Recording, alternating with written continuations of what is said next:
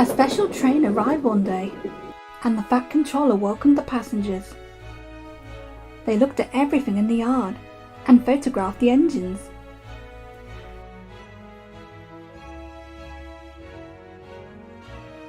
Duck's driver let some of them ride in his cab. They're the Railway Society. His driver explained. They've come to see us. Their engine's City of Truro.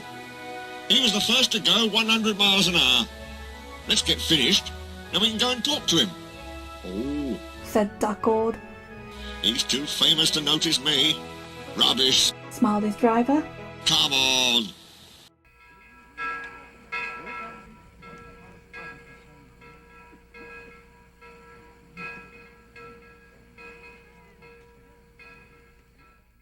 Duck found City of Truro at the coaling stage. May I talk to you? He asked shyly. Of course. Smiled the famous engine. I see you are one of us. I try to teach them our ways. Said Duck modestly. All ship-shape and Swindon fashion, that's right. Please, could you tell me how you beat the Southwestern? So, City of Truro told Duck all about his famous run from Plymouth to Bristol, more than 50 years ago. They were soon firm friends. Just then, Gordon arrived. "Puh," said Gordon. "Who cares? A lot of fuss about nothing, if you ask me." And he steamed away.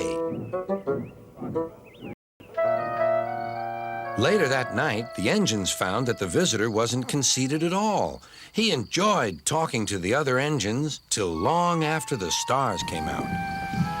He left early next morning.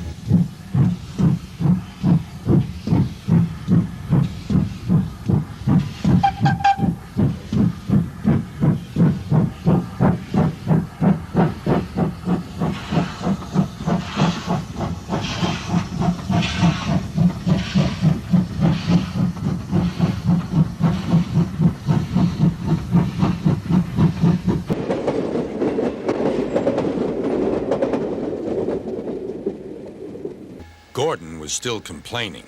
"Good riddance," he grumbled, "chattering all night. Who is he, anyway?" "Duck told you," replied Thomas. "He's famous." "As famous as me? Nonsense." "He's famouser than you. He went 100 miles an hour before you were even thought of." "Huh, so he says," huffed Gordon, "but I didn't like his looks. He's got no dome. Never trust domeless engines. They're not respectable. I never boast, but I'd say 100 miles an hour would be easy for me. Goodbye."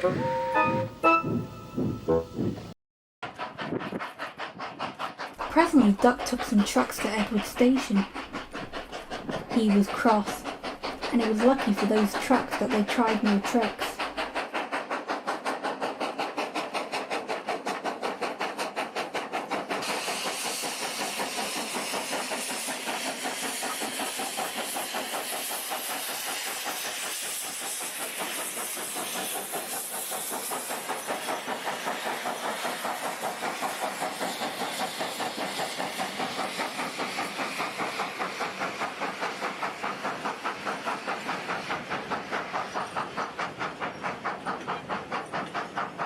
Hello. Called Edward.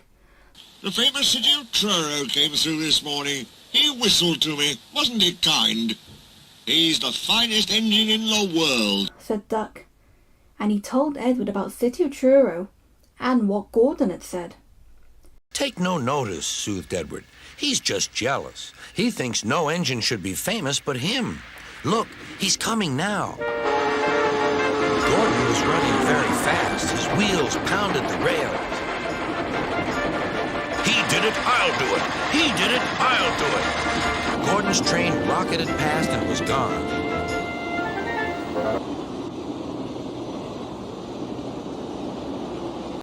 Edward chuckled and winked at Duck.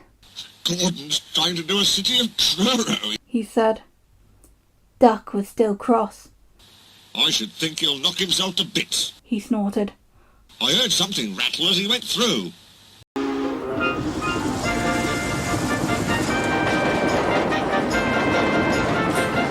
Gordon's driver eased him off.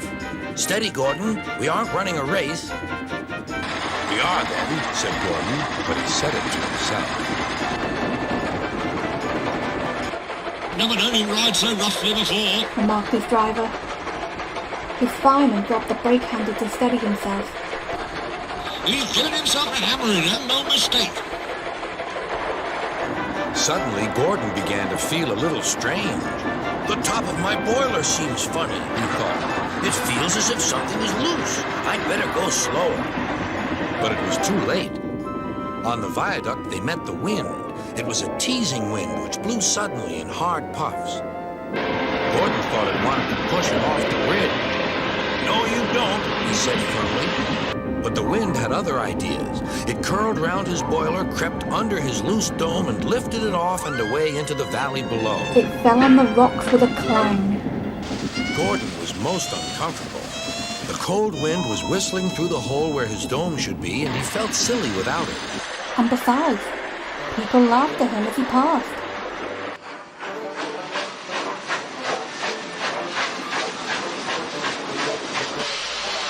At the big station, he tried to whoosh them away, but they crowded round no matter what he did.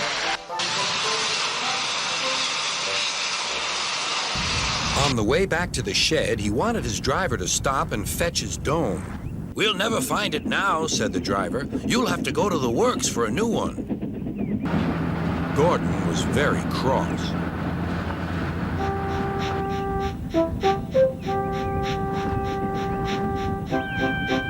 I hope the shed is empty tonight, he huffed to himself.